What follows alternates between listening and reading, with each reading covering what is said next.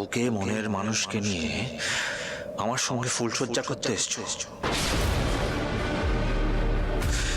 প্রতিটা পদে তুমি আমায় বুঝিয়ে দিচ্ছ যে তুমি আমার নও, আমার হবে না। এর থেকে বড় প্রতারণা আর কিছু হতে পারে না বর্ণমালা। ইচ্ছে করছে না এই বন্দুকটা চালিয়ে দিই।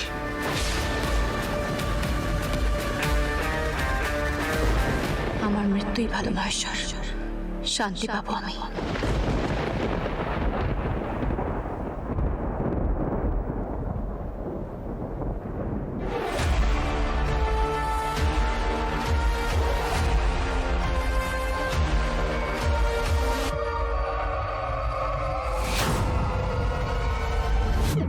কি হলো?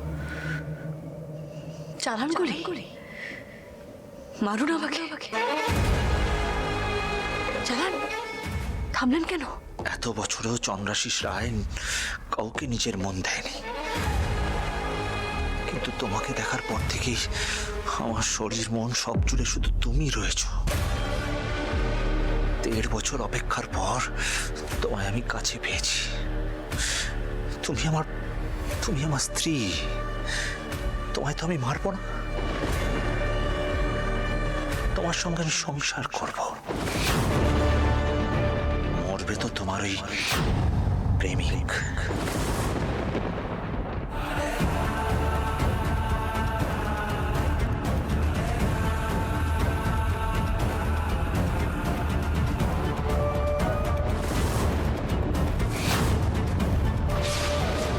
কি বলছেন কি আপনি?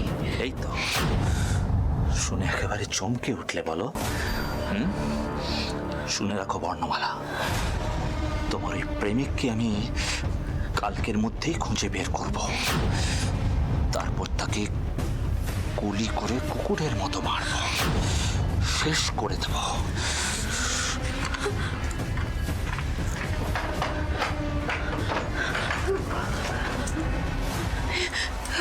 উনি কোথায় গেলেন? কোথায় গেলেন উনি? ওনার হাতে তো বন্দুক রয়েছে। বন্দুকের একটা করে দিলে তো সব কিছু শেষ হয়ে যেতে পারে। আমি স্যারকে কি করে বাঁচাবো? স্যারকে?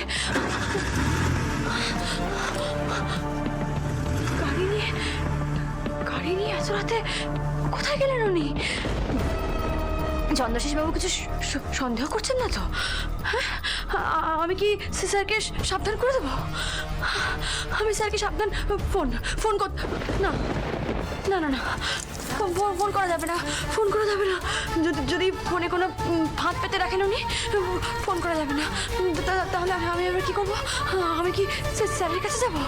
স্যারের কাছে গিয়ে স্যারকে বলবো যে স্যার আপনার বিপদ, আপনি সাবধানে থাকুন। মহেশ্বর, কি করবো আমি? কি করবো?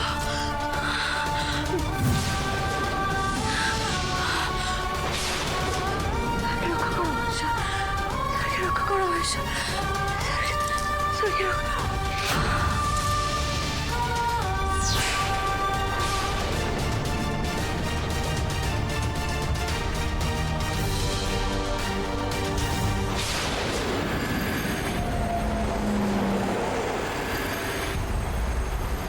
বর্ণমালা ওর প্রেমিকের জন্য আমাকে, চন্দ্রাশিস রায়কে চিট করছে। ওকে আমি ছাড়বো না। আপনি ঠিক আছেন তো স্যার? আর ঠিক, বিয়ের দিন থেকে বউ ঠিক না থাকলে বরের সব বেঠিক হয়ে যায়।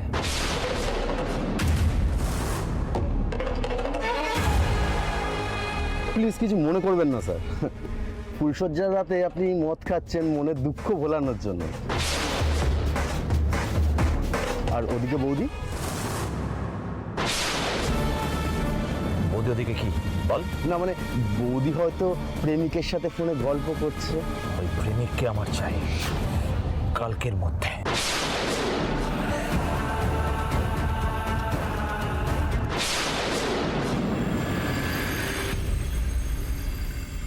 কি করে এরকম হলো বলতো বিনতে? ভাগ্যিস আমরা পাশ থেকে যাচ্ছিলাম, নাহলে তো এভাবেই অজ্ঞান হয়ে পড়ে থাকতো, আমরা জানতেই পারতাম না রে। এই তো চোখ খুলছে মালা দিদি।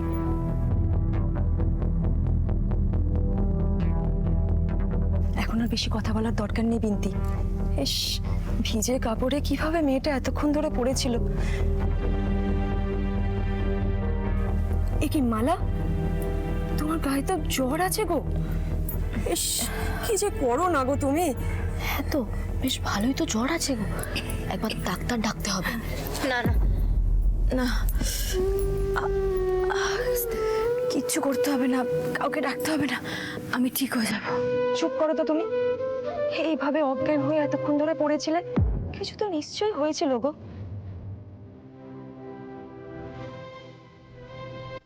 শুধুমাত্র শুক্তারাকে বাঁচাতে, আমাদের পেটের ভাতের জন্য তুমি এই খারাপ লোকটাকে বিয়ে করে নিলে।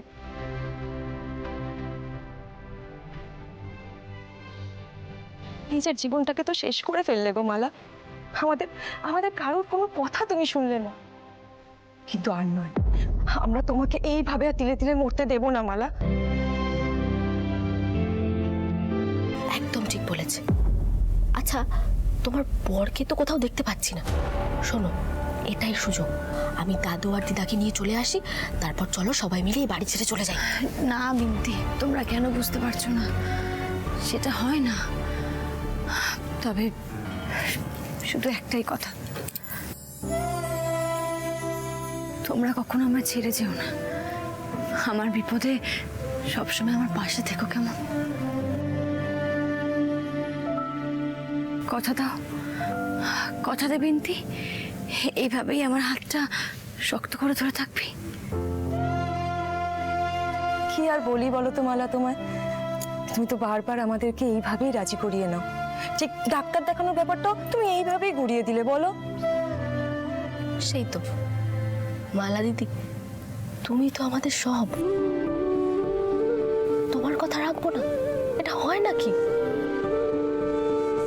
তুমি দেখো, আমরা সবাই সব সময় একসাথে ভাবেই থাকবো।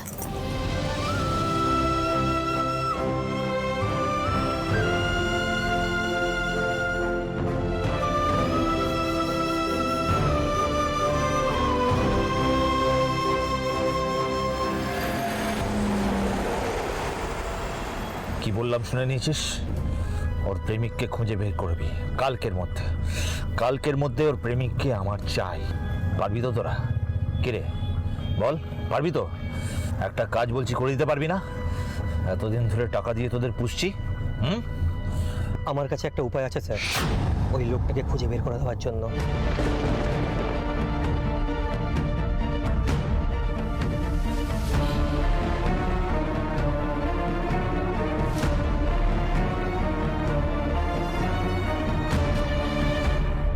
আর কোনো পথ নেই? চন্দ্রশীল রায়কে ওই লোকটার কাছে ছোট হতে বলছিস, হেল্প চাইতে বলছিস? এছাড়া আর কোনো উপায় নেই স্যার, একমাত্র এইভাবেই ওই লোকটাকে খোঁজা সম্ভব। না হলে স্যার এত লোকের মাঝখান থেকে ওই একটা লোককে কি করে খুঁজবো? আপনিই ভেবে দেখুন স্যার।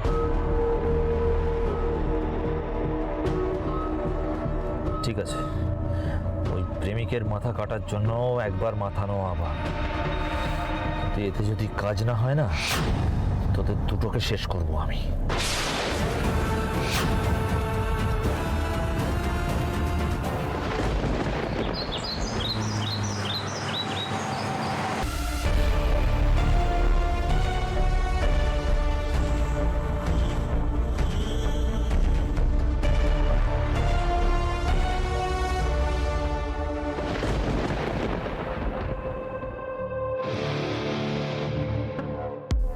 কে কে? বিয়ের পরদিন সকালে তোমার স্বামী ছাড়া আর কে গালে হাত দেবে বলো তো? এই দেখো, তোমার জন্য বেডটি বানিয়ে নিয়ে এসেছি, খেয়ে দেখে বলো তো আমি কেমন চা বানাই। নাও। আরে মুখ ঘুরিয়ে নিলে কি হবে, এখন তো এরকম গরম গরম জিনিস একটু খেতে হবে। কালকে রাতে সব স্নান টান করে জ্বর বাঁধিয়ে ফেললে। দেখি জ্বর কেমন আছে।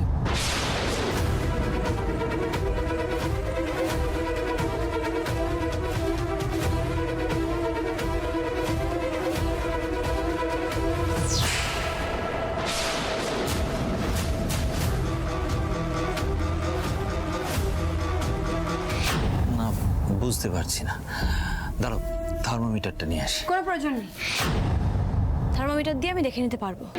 আর তেমন হলে সুলতা দিয়ে আর বিন্তিকে আমি ডেকে নিচ্ছি, ওরা তো আছে। সে আছে, সুলতা বিনতি তোমায় দেখতেই পারে, তোমায় গার্ড দিয়ে রাখতেই পারে, কিন্তু কতদিন? এরপর তো ওরা চলে যাবে। তারপর তো তোমায় আমি কখনো না কখনো একা পাবো।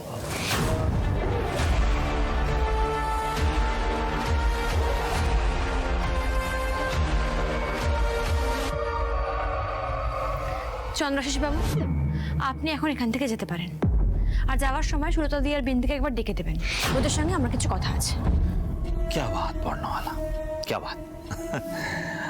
আমাকেই আমার বাড়ি থেকে, আমার ঘর থেকে বের করে দিচ্ছ, আবার অর্ডার করছো কাদের সব ডেকে দিতে।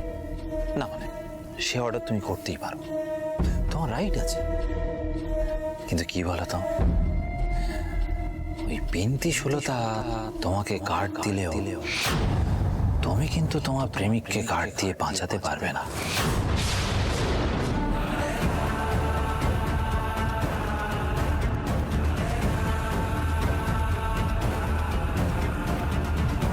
আসছে, তার খবর আসছে, সে আসছে, আজই তার শেষ দিন। মহেশ্বর, তার মানে কি উনি স্যারের খোঁজ পেয়ে গেছেন? কে আসছে আজ? সত্যি কি স্যার?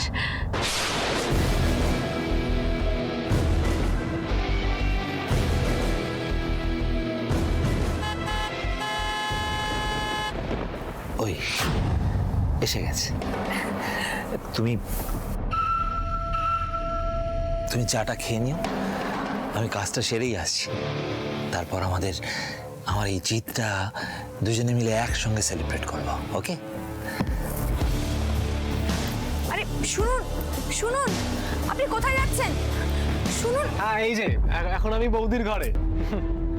বৌদি, আমার ফিয়ন্সে ভিডিও কলে আছে, বিয়ের দিন এসেছিল, তোমায় বলেছিলাম না দেখা করাবো। ও আসলে বাবার শরীর খারাপের জন্য ওই দিন মাঝপথে বেরিয়ে যায়, এখন ওই বিদেশে আছে, কিন্তু তোমার ওই শরীর খারাপের খবর শুনে, জ্বরের খবর শুনে ফোন করেছে, খবর নিতে চাইছে, কথা বলতে চাইছে। এর ফোনেতে হাই হ্যালো করে দাও না। নিচে না জানি কি ঘটে যাচ্ছে, নিচে কে এসেছে? এদিকে ওনার ভাই তো এখনই ফোনে কথা বলতে বলছে। কি হলো বৌদি, ধরো। হ্যাঁ,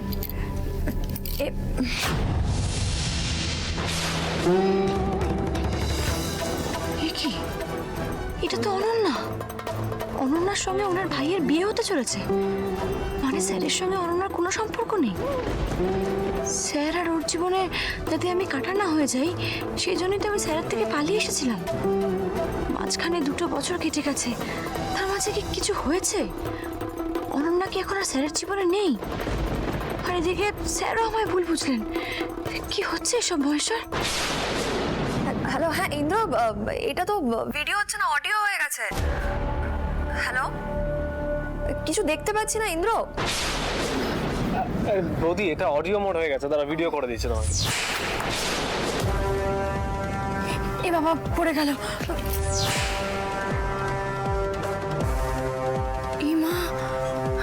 স্ক্রিনটা ভেঙে গেছে। বিশেষ করে আমি ইচ্ছে করে করিনি, আসলে শরীরটা খারাপ তো, হাতটা কাঁপছিল, হাতটা কেঁপেই পড়ে গেল। প্লিজ আমাকে ক্ষমা করে দাও, আমি ইচ্ছে করে করিনি, প্লিজ।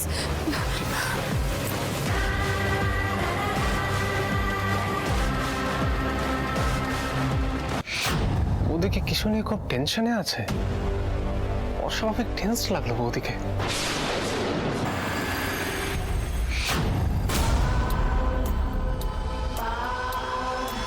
কি ব্যাপার? চন্দ্রাশিস রায় তোমাকে জামাই আদর করে ডেকে এনেছে বলে একটু অবাক হচ্ছ, তাই তো? তাই বেশি রোয়াবি দেখিও না। একটা জরুরি কাজে তোমাকে এখানে ডেকে পাঠিয়েছি। আমি বলবো, তুমি শুনবে।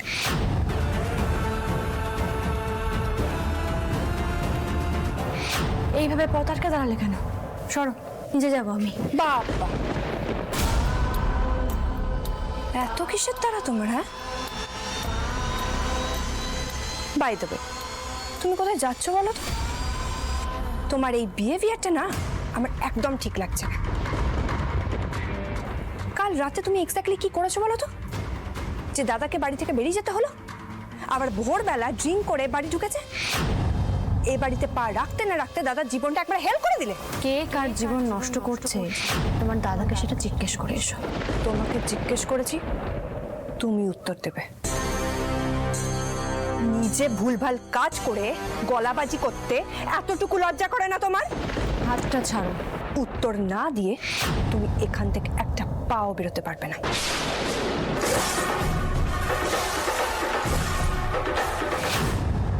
তোমাকে আমার একটা কাজ করে দিতে হবে। আমার বউয়ের প্রেমিককে খুঁজে বের করে দিতে হবে। না, ফ্রিতে নয়। চন্দ্রাশিস রায় কাউকে দিয়ে ফ্রিতে কাজ করায় না, টাকা পাবে। কাজটা করতে পারবে তো?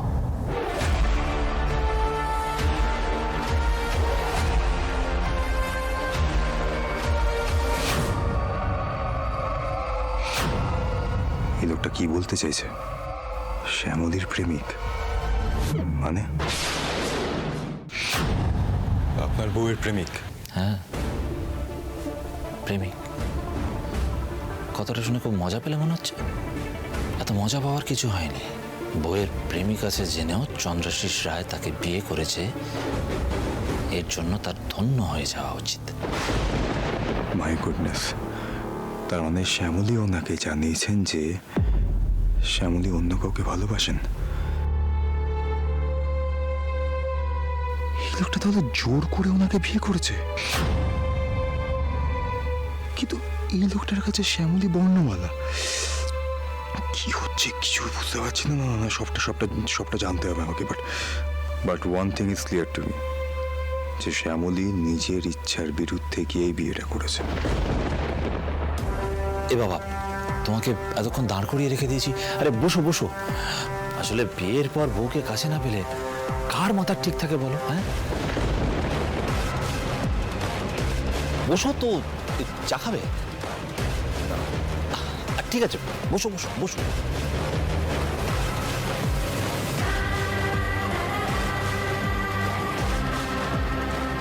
বুঝতেই পারছো, বাড়ির কথা বাইরের লোককে বলতে কি ভালো লাগে? আমার বউ ম্যাডাম বর্ণমালা ঘোষ রায়, স্মার্ট, সুন্দরী, শিক্ষিতা। দাবিটাই অন্যরকম। মানে বিয়ে করবে একজনকে, প্রেম করবে একজনের সাথে, আবার ফুলসজ্জা আর একজনের সাথে। এরকম একটা নোংরা মানসিকতার লোককে উনি কেন বিয়ে করলেন? কি এমন প্রেশার ছিল ওনার উপর? অকারণে শ্যামলীকে ভুল বুঝেছিলাম আমি। আমায় ক্ষমা করে দেবেন শ্যামলী। আপনার যে হাত পা বাঁধা ছিল সেটা আমি এখন বুঝতে পারছি। কি ভাবছো? আরে ভাবার কিছু নেই। যে কাজটা করতে বলেছি ওটা করতে পারবে তো? আমার বইয়ের প্রেমিক। এক মিনিট, আমি আপনার স্ত্রীর প্রেমিককে ধরে দেব কিভাবে? আরে বাবা, আগে পুরো কথাটা শোনো। দেখো, আমার বিয়ের দিন রাত্রিরে আমার বউয়ের প্রেমিক এসেছিল সঙ্গে গিফট নিয়ে। তাতে এবার একটা প্রেমের কবিতা লিখে দিয়েছিল। উপহারটা দিতে এলাম। আচ্ছা, তার মানে ওই সব দেখেই তো ভাবতে পারছি না শ্যামলীর সঙ্গে কি জানি কি ব্যবহার করছে এই শয়তানটা। দেখো, আমি ব্যবসায়ী লোক। বিজনেসের ক্ষেত্রে আমি বাজারে কোনো কম্পিটিটর রাখি না। বইয়ের ক্ষেত্রেও কোনো রকম কম্পিটিটর রাখবো না। তোমাকে ডাকার কারণ হলো, বিয়ের দিন কারা কারা এসছিল তার লিস্ট তোমার কাছে আছে। যারা এসছিল ধরো লোকেশনের জন্য, পার্কিংয়ের জন্য, ভ্যালের জন্য, তোমাদের ফোন করেছিল। সেইখান থেকে তুমি লিস্টটা তৈরি করবে। ওই 40-42 হবে। ওই রকম পুরুষদের একটা লিস্ট তুমি তৈরি করবে, মানে আমার বইয়ের পোটেনশিয়াল প্রেমিকের লিস্টটা পাওয়া গেলে আমার বইয়ের প্রেমিককেও খুঁজে পাওয়া যাবে। আর ধরলে কি করবে? রায় ইন্ডাস্ট্রিজের অর্ধেকটা তার নামে লিখে দেবো, দিয়ে তারপর 2 বর আর 1 বউ মিলে থাকবে।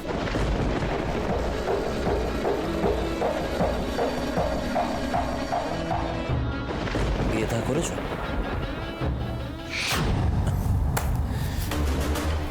যদি না করে থাকো তাহলে একটা অ্যাডভাইস দিচ্ছি, মন দিয়ে শোনো। বিয়ের পরে বউকে এই বন্দুকের ডগায় রাখবে, না হলে না এ আমার মতো দশা হবে।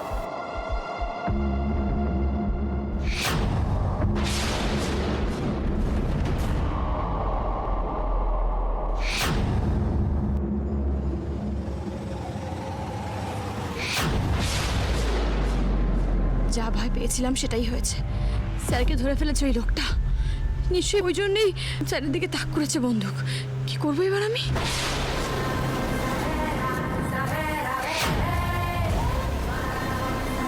শ্যামলী থাকতে স্যারের গায়ে একটা আঁচড়ও কাটতে দেব না আমি। স্যারকে কিছু করার আগে ওই চন্দ্রাশিস রায়কে একেবারে শেষ করে দেবো আমি। মহেশ্বর, স্যারের যেন কোনো ক্ষতি করতে না পারে এই লোকটা, তাহলে কিন্তু আমি নিজেকেও শেষ করে দেবো। পথ দেখাও মহেশ্বর, আমায় পথ দেখাও।